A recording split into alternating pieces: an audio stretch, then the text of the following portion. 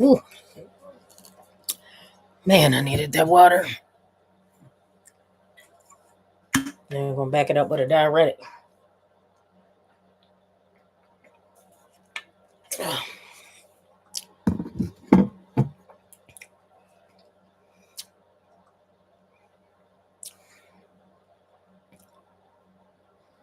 What you looking at?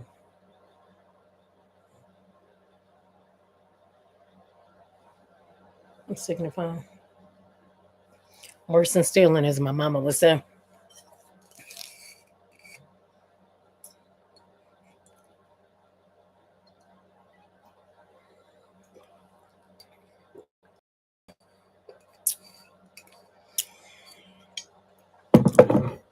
Woo!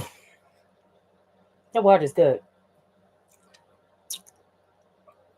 Oh, we supposed to go to the stream today. Go to the slow one. Who's that? Man, I need to text her and see if she's still trying to go. We supposed to go this morning. What time is it? 12 o'clock. Oh.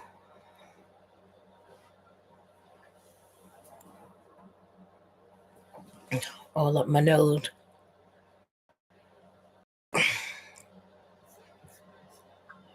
Hola. Hola. Peace. Peace. Peace. Peace. Peace. Peace. Peace. Peace. Peace. Peace. Peace.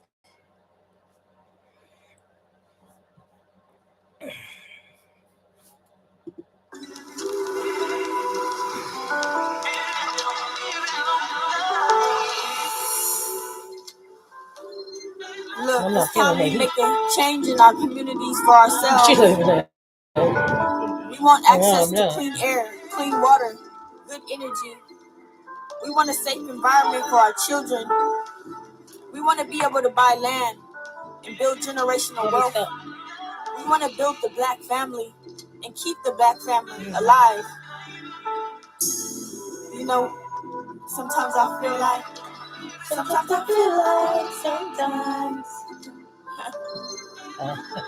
Look, it's time to catalyze and educate.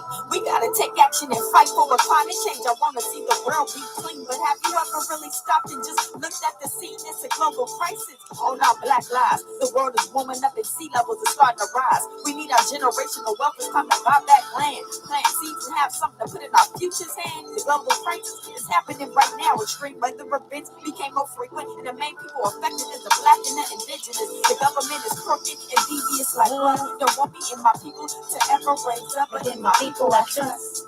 It's gonna come to an end, but first it starts with us. It starts with us.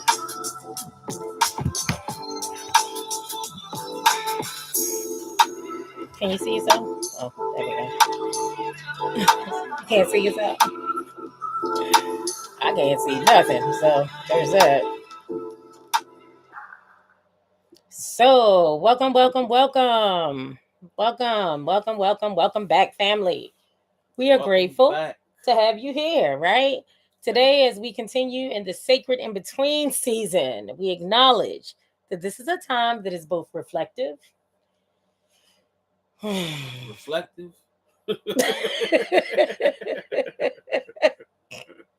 Lord have his mercy. Oh, we're between seasons, right? And fertile. That's right. We're between the seasons right now. A necessary pause between what has been and what is about to become, what is about to bloom. And for us, it's not just a delay, it's a divine.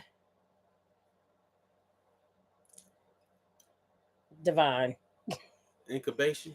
Okay, we can say incubation. Like, baby. We are 1 month away from our 34th wedding anniversary. Woohoo! It's also friends and family season. Yeah. Time to remember who and what truly matters as we raise funds to lift our work.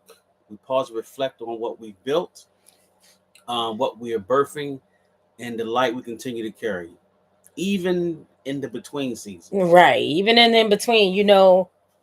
I got my hat on that Brother Isaiah made for me. It says SD, right? People think that means San Diego, but no, it means Savior's Day. Savior's Day. It's a Savior's Day season too. That's right. Absolutely. So listen, you know, when we talk about, sometimes you get really caught up in where you want to be, right? That you lose sight of where you came from, right? And what all you have done. I think that happens for me. I'm always in the future. Like, I'm always in the future. Like, that has always been my way. Even as a child, I've always daydreamed. And I mean, I could be a professional daydreamer. Like, for hours, I could just lie in my bed, watch the sun stream through my window and all the particles in the sun and daydream. And I do it now. Like, I will daydream on your A double snakes, right? And so I'm always in the future. And a lot of times that prevents you from, or prevents me from, standing in gratitude, Wow. and grace, standing in all that we have done and all we have survived and all we have built Mm. in our last 33 years, Right. right? Um we have lived some lives, right? And so today and every day I am extremely grateful to have done these and to been on this journey, to have been on this journey with you. And like, I couldn't think of anybody else to do it with. Ride or die. I don't even like people like that, for real. So consider yourself blessed, right? I'm blessed. I'm blessed. But we always want to tie in nature to where we are, right? And right now in nature, we see everything changing, we see all the leaves falling, and even in the stillness, the seed is still alive. Right. Even in the things that we're going through in our Job season and this sacred in between, things are still happening. That's right. Even though it doesn't Absolutely. feel like Yeah. it, right? Things are always, it continues to happen. That's the sign of life. Life is the force. The force of life is a continual cycle of growth, um, of things deteriorating, things growing. That's the cycle of life. You know what I mean? Um, Yeah, because when it feels like nothing to right, move, and God is working beneath the right. surface, and we always talk about how the unseen is greater than the seen, That's right. right? So it made me think about, we did a friends and family at church last Sunday, and the pastor had spoke about, when you're not around, people should miss your presence, right? Mm, Because you should be bringing the light wherever you go. that's right. And so it made me think of Matthew when it said, "Let your light so shine before men that they may see your good works." Mm, Works, that's right. right? And glorify your Father in heaven, right? And so it really made me think about, like, is my presence a light? Right? Is my presence a light? Um, You have to be. I think with that right there, you have to be a part of the nucleus of the community. right. Right? And that means you can't be standing to the side. You can't always be off to your own. You got to be involved. I feel judged. You got to be involved. You got to get in there and do the work and get in there and bring people. Get in there, talk about the organization. Get in there, pray for your leadership. Get in there and help out. Right? Help out to the best of your ability. Right. Right. And right. I was just talking to a brother yesterday. I was talking to a brother yesterday, and I was telling him, as my journey as a student captain, right?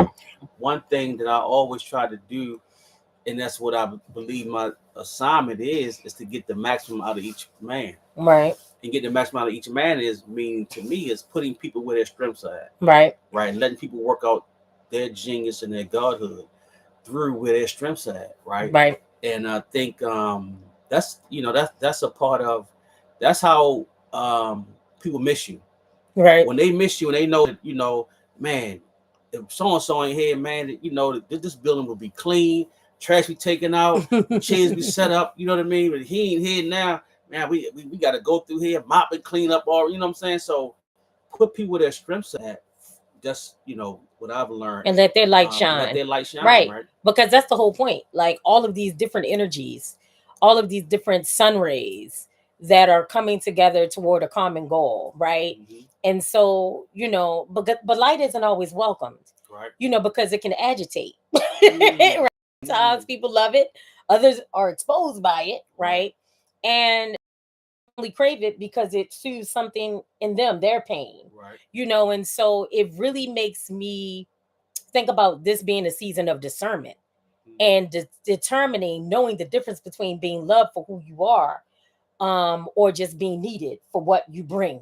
Wow. And so being out in the middle of nowhere, right? You really, oh my God, you really have the time to think about your light and what you bring and how you're missed, or if you're missed. Right.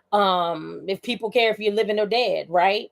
And regardless to what the answer may be in whatever development of your mind, Correct. God shows up.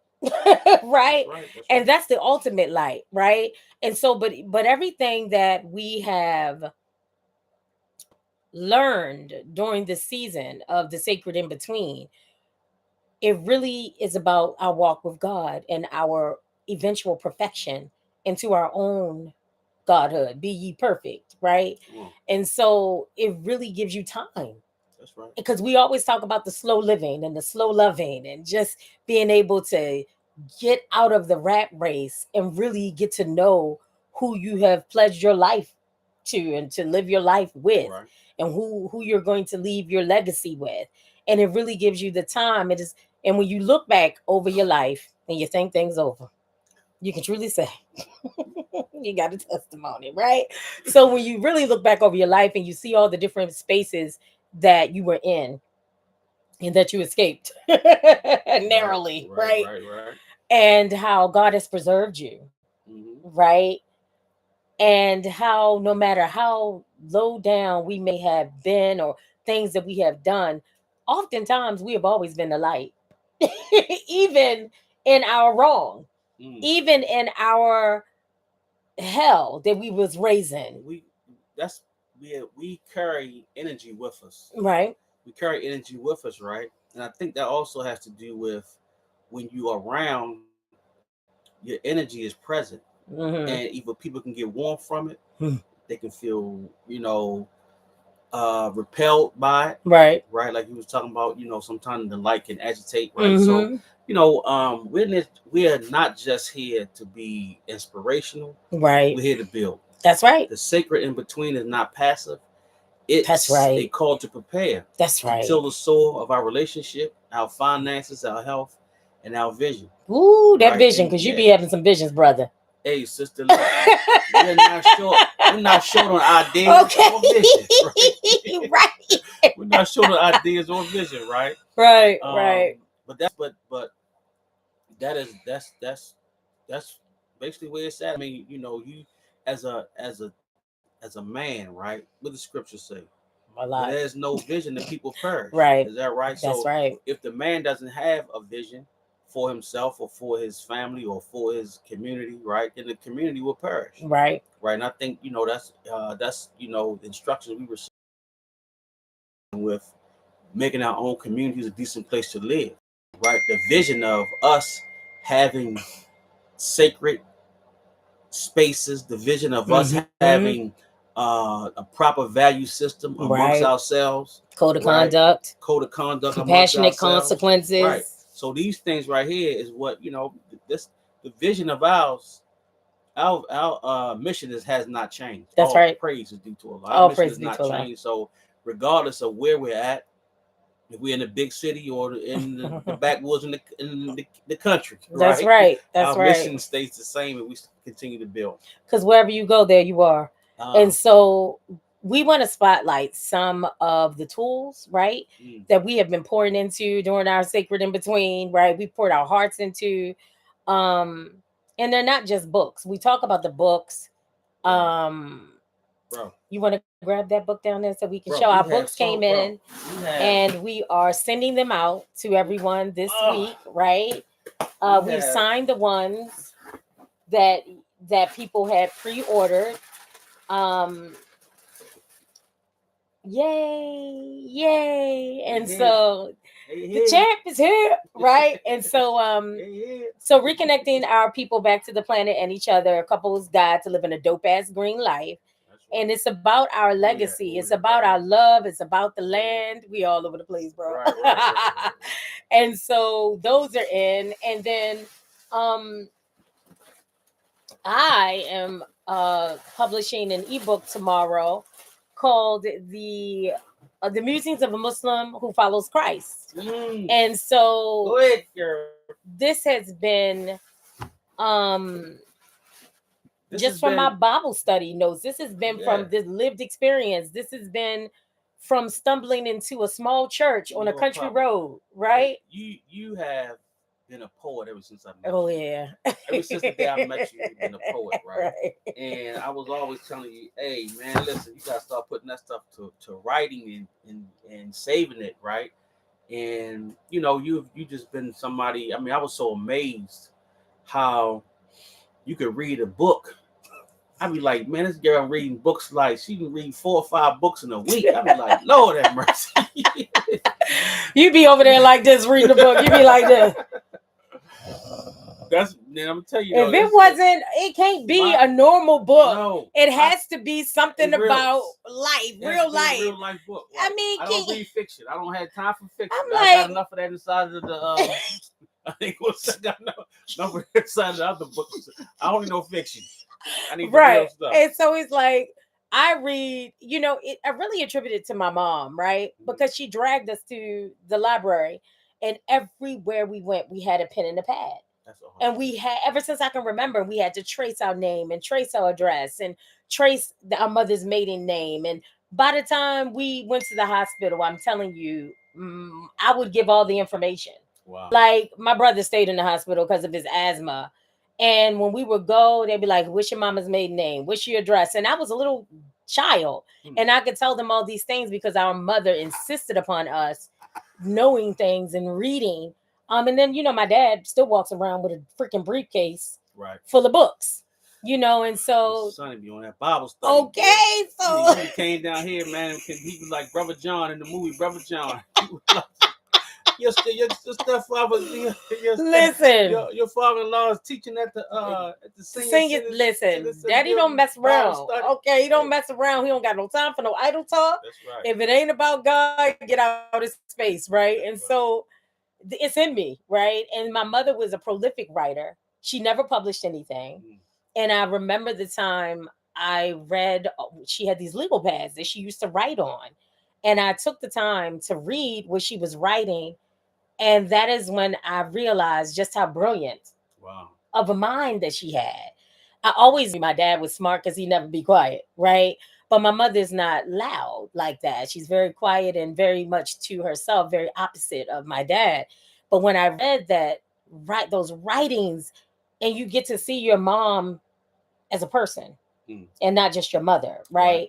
And I'm like, damn, this lady's smart as hell. What the hell? So it was profound. It was such a pivotal moment and a turning point for how I view my mother from that point on. And I think I was probably about a teenager by that point. Because I've always had, you know, opinions. I ain't never showed on that. So anyway, so we just want to spotlight some of the tools that we poured our heart into. And the Musings of a Muslim Who Follows Christ is one, because I was told to choose one name, one path, one truth. But I've always been walking on a path that leads back to God, right? So this is really about my sacred reflection on living beyond religious boxes, and embodying truth, right? Come on. And so, of course, reconnecting to the planet and each other. Revolutionary love starts with a seed. Right? Which we have learned. That's right. Lord, we done been through some time. I'm like, Lord, this thing is a safety hazard at this point. We done broke off some shovels down here in this Georgia clay, right? But you have to be with a partner who's willing to water it with you, who's willing to water that seed with you. And so our journey of land, love, and legacy is all in this book and what we've learned along the way. My God. Absolutely. I mean, I don't think it's not in this small book. Right. But it's a start. It's a start. Yeah, right. This is a start. Lord, this should be volume 1. Right. This should be volume 1 right here. Right. We have so much experience. Yes. I mean, we've experienced so much.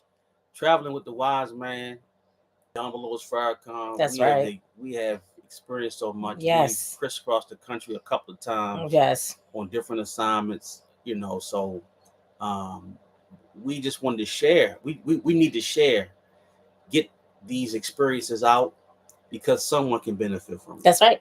Someone can benefit from them. And the more we give out, the more we have open to receive. Absolutely. Right? That's right. So this book gets real, right? We have a book. I have a book that I'm doing, and it's already done. Basically, we just haven't published it yet, right? But the full armor of God. So let me just say this: this is Brother Dave's safety series, because Brother David has an extensive background in security, right? And this security series is very important for the time that we're living in. Safety is paramount. Right. People's realities are unraveling as we speak. And when people's realities are interrupted and unraveled, it can be a very dangerous time for them, because everything that they thought was true, they find out is false. Right. And that is a lot to contend with, especially in a world where everything revolves around what you think. Oh, Lord. Right. Yes, okay. Yes, not what's fact, but just what you think and how you feel. Right. And so we see the unraveling and we see the crumbling. And so it's paramount that we know how to secure ourselves and be safe. And I think our experiences in different places has helped us to be able to put this all together. Because I mean, you think about it. You think about we moved from Baltimore to Los Angeles, right? Oh, Los Angeles is a place where we talking about during the 90s. Right. We talking boys in the hood era. During the time of, right, leaving Baltimore during the crack epidemic. After the crack, right? It wasn't after. It wasn't after. Right. It's like working with NOI security in the project. Right. Right. Gentrifying. Come on, Lord, we was gentrifying. Lord, can you be a part of a conspiracy and not know it? Moving to California. But go ahead. I'm sorry. Learning about gang culture. Yes. And gang politics and community dynamics. Right. Like that. Right. Mm-hmm. Then moving back to Baltimore. Mm-hmm. Right. And then going into the school system, working in the school system. Yes. Right. And then from there, starting my own security firm, right in Washington D.C. In another problematic area. Shout out to Captain Lord Aaron. Jesus. Shout out to Captain Aaron, my partner, right? And then moving to San Diego, from being in a place where crime is rampant to going to a place where 20 murders in a year was a big deal in San Diego. Yeah, but the real crime in San Diego was the crimes of policy. Right. That was the real. That was the real security breach. I'm saying, but learning that learning curve of learning how they really it was interesting, because your child could get arrested, your child could be contained for being out past the curfew. The parents had to come and pick them up. It's $250 fine. Not to mention putting them on gang list. Children on gang list. The gang database. Yeah, it's just a hot freaking database, right? So the policy was the real crime. Understanding the fourth waiver in San Diego situation. I mean, so all of these things have equipped us to be able to be knowledgeable enough to give advice in certain areas. And how to navigate and traverse this world in our skin is very important right now. Absolutely. More than ever. Absolutely. Lord have mercy. We've taken all of that information, all of that learned experience, and we've put it in books that can be digestible, easily read, and understood. And shared. Right. So one of the ones that we're working on right now, that I've had this book in my head for a long time. And so now's the time to put it out. So it's called The Full Armor of God, Houses of Worship Security Guide, right? Because our houses of worship, they are becoming under attack, right? And this book they have historically been under attack, right, in this country since inception. But I'm talking about church shootings, people running up on churches. Too. Right. I mean, school shootings and masks and hoods with fire crosses and all that. It's historic. Being, desecrated, Yes. synagogues being desecrated, Yes. things like that. Wow. So this book gets real. The armor is not symbolic; it's strategic. Right. Our churches, our mosques, our temples need more than just love. They need more than prayer. They need a plan. Right. And this book is that plan. Right. It's a written plan. And every church, every house of worship should have a written plan with clearly defined roles of leadership and how things are supposed to be handled. That's right. Right. I've been on the front line of people protesting, the ministers speaking at churches, and so the things I've learned, we just put all this together. That book. And then you have another book called The Effective Interaction with Law Enforcement, Yes, right? Absolutely. A community empowerment guide for youth and adults. Right. And so what does that do? Well, I can tell you what it don't do. I can tell you this right here. The reason why I wanted to write this book is because I was able to sit on the advisory board in San Diego for new recruits for the police department, right? And learning their techniques and things like this, right? This book became something I wanted to write about and inform our community about. And that, this book deals with understanding how you need to interact with law enforcement. As you look online, you see so many things going wrong. So many people I'm sorry, some of that stuff is ridiculous. Right? I'm gonna say this right here to us too. In this country, there is a difference between white and black people having rights. Right. And interactions. Yep. Right. I've seen people coming to the black community talking about know your rights teachings and programs and all this. Yes, wonderful. And this stuff does not work the same for black people as it do for white people. So, okay. Right. So you have to really break it down and say, okay, this is how you need to deal in the black community with knowing your rights. Because I've seen white people cuss the police out, tell me, listen, you're a public servant, you work for me, I ain't showing you nothing. I'm like, whoa, but that ain't gonna work in the black community. That ain't gonna work for you. Go ahead. It ain't gonna work for me. Get banged upside your head if you want to. Exactly. Right. Exactly. But I love that it teaches the children, right, and the adults how to survive the system without surrendering their dignity. Exactly. Right. That is so very important because some of these people are energy vampires and they want you to expel your energy because they live off of it. They literally live off of it. So don't give them that energy. Don't give them, and I'm crazy. Listen, I've been and got carted off. You already know. Yeah, I'd have been in the vehicle with you and got stopped, and you just went off and I had to go pay the bail to get you out. So I'd have been in the car with you and got stopped. You was driving. So I've been the case study. What not to do, right? Exactly. But it's very, because sometimes you just don't give a damn, and I get that. But you have to understand what is the end game. Yes, you have to understand. Like, is this your day to die? I mean, that's really what it comes down to. Because that's every stop is what they think, and every stop is what we think. Is this today? They literally are approaching us with the idea that they want to make it home. Right. At all costs. And this you got to understand. I tell people, anytime you come into conflict, anytime you come into contact with someone who has a gun, there's a possibility that you can be shot. Right. Regardless if that person is a criminal. That's right. Or law enforcement. That's right. Or just a average everyday citizen. Right. There's a possibility you can be shot if somebody has a gun, because depending on what they have experienced, lived experiences, and before they encounter you, can determine how they're going to react when they do encounter you. Right. So what is the other book that you have out now?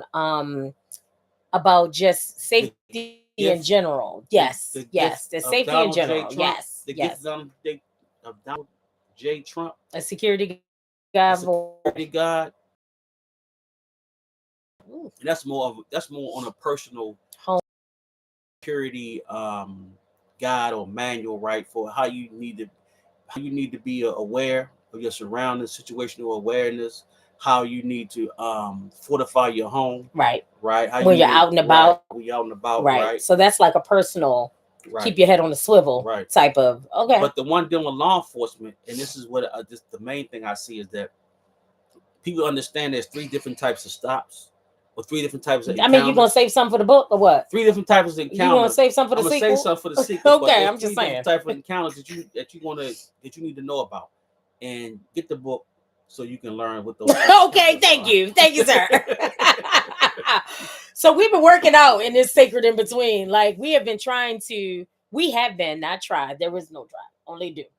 But we have been working out and putting what has been put into us, right?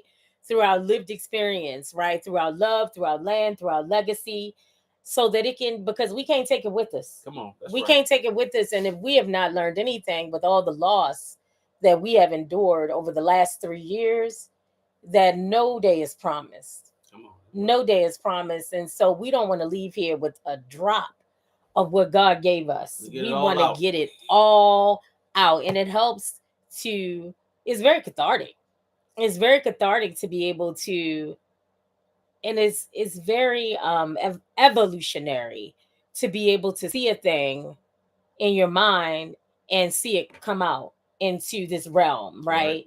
It is just like planting to put the seed in the ground. And man, I remember my first tomato. You would have thought I'd have just had a baby or something. Lord have his mercy. It was crazy, but to actually see something go into a ground and from a seed and then to come up and be the best tasting tomato you ever had in your life. It was good. It boggles the mind, right? And so this is just another form of birth. Of getting things out and letting things germinate and letting things incubate and to come into its full force and is a beautiful thing. And so I am very fortunate to have such an amazing partner, right? Such an amazing husband and such an amazing leader of this family to be able to do these things with. I mean, we are together like 24/7. And we see all of each other, not just the good, the in bad, the indifferent, the not so good, the getting on my nerves. He was getting on my nerves before we started this podcast. Let's get it done. Is he or ain't he? Here I feel like Brother Newman, right? Let's get things done. So I mean, it's just, it's a journey, and it's a beautiful one, and it can be a hard one, but it's still holy. Even in the hardship, it's still holy. And so it is my desire for us to get it as much out as we possibly can, because you have a brilliant mind, and it goes back to being the light. Being the light. I know just from the way that your mother used to look at you, right? That you were the light of her life. Like, I know that how your cousins treat you, that you are like their main man 50 grand, right? And so even in our ignorance and coming up out of that ignorance into the light and into the embrace and the reality of God, we were always the light. And that's what I want to come across, if not anything, that we all, no matter what stage or position or part of our development in this life that we find ourselves in this very day, we are still the light. We still have the potential to be everything and fulfill every purpose that God brought us into this realm to fulfill. It is never too late. Right. So we're talking about every individual. Every individual. All of us. That's right. Because in the scriptures it said that God breathed into That's Adam. right. If God breathes into you, that means he is inside of you. That's right. Right? And that's what the master was trying to teach. The master was saying, right? Let that, the same that is in me is in you. That's right. Is that That's right? So that's let right. that shine. He said greater, didn't he? Oh, don't Lord, give me. Okay. How can you be greater? How can you be greater than the master? So okay. Unless you have the same thing he has in you. Right. But you have his experience to build off of. Right. You ain't starting from scratch. Right. That's the difference between a wise man and a fool. So anyway, man learn from other people's mistakes. Right. Is that right? Lord have mercy. Can I learn from somebody else? So anyway, I ain't gonna start preaching here. Okay, today, you man. can preach. Go ahead. Did your grandmama say you was gonna be a preacher? She said that. Yes, okay. Yes. So anyway, I know you was trying to get the attention off of you being a light because you don't know how to You don't know how to take stuff in, and that's all right. That's all right. We're gonna get there. But I just really wanted to go on record, right, with saying that, and something for you to reference when you get on my nerves again. You can be like, you know what, you said I was light. So we got so we do. So are we talking about the plot twist? Oh yes, we're coming club, up. It's coming up. What's today? It's not this Sunday, but the following Sunday, December the 7th. Okay. We're going to be meeting up in person and online. If you're in our I Am Green group on Facebook, you can tap in there, and we're going to be reviewing the Market Gardener. The book. The Market Gardener. Right. It is a good book. Yes.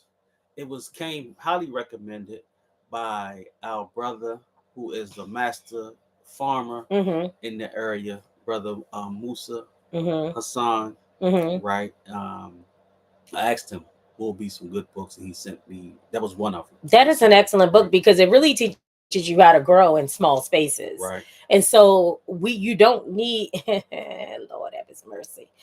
Everything starts small. Everything in nature starts off. Everything starts small, right? And so to be able to do and to be able to grow and then put your things to market, right?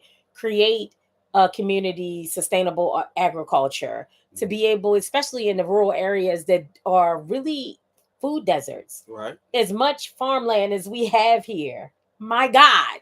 Only thing people growing out here is trees and cows. I'm looking around like, man, where can I get some vegetables? Right. And so here we are with with the Plot Twist and Produce Hub, right? Because we've gone from club to the community infrastructure of a hub, right? We're transitioning from the crop swap and book club to the Plot Twist and Produce Hub because our vision outgrew the old container. The club wasn't big enough. We really needed infrastructure, a system, and a sustainable flow, right? So that we could access education, ownership, equity. I know equity is a bad word these days, but we don't give a damn. Right. So we're not just swapping greens anymore. We're really plotting produce, routes, distribution models, and anchoring wealth in the soil and the soul, right? And so, but it's starting off small, may look modest, and that's good, right? Because the best things in the world start off small, right? And so here we are, the Market Gardener. Make sure you get the book. I got it from the library.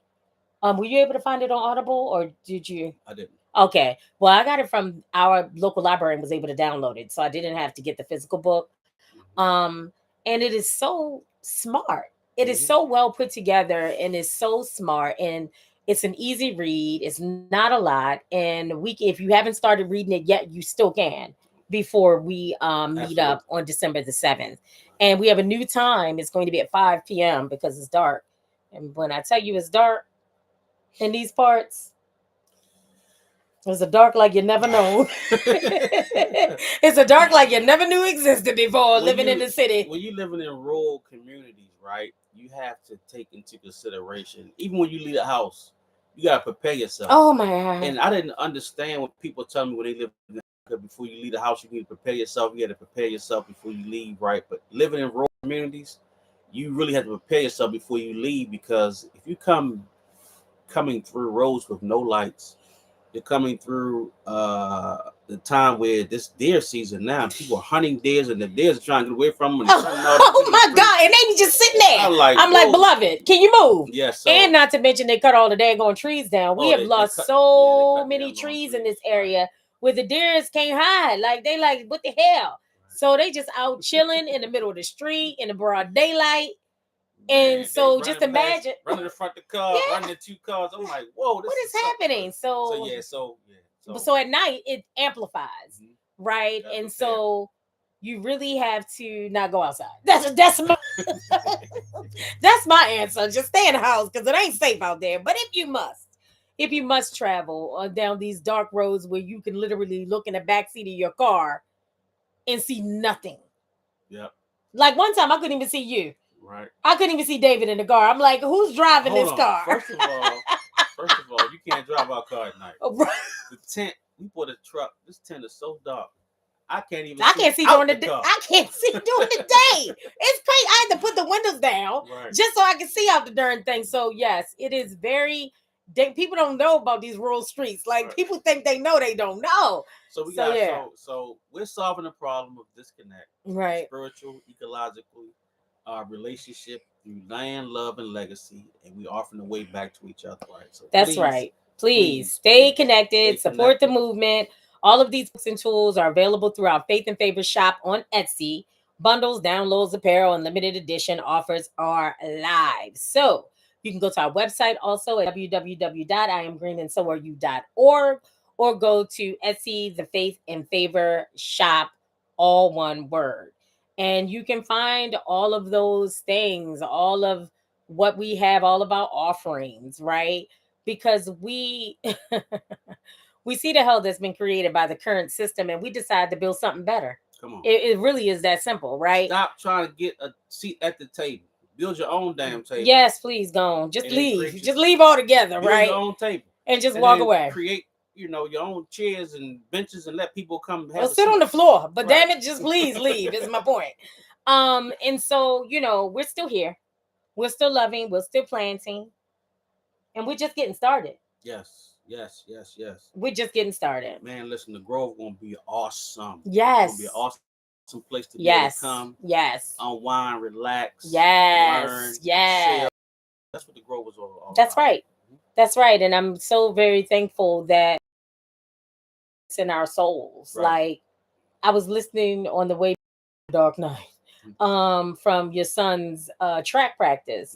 And Wide Open Spaces came on from the Dixie Chicks. Oh, look. That was your old joint right there, boy. And everything they were singing about in that song, I'm living.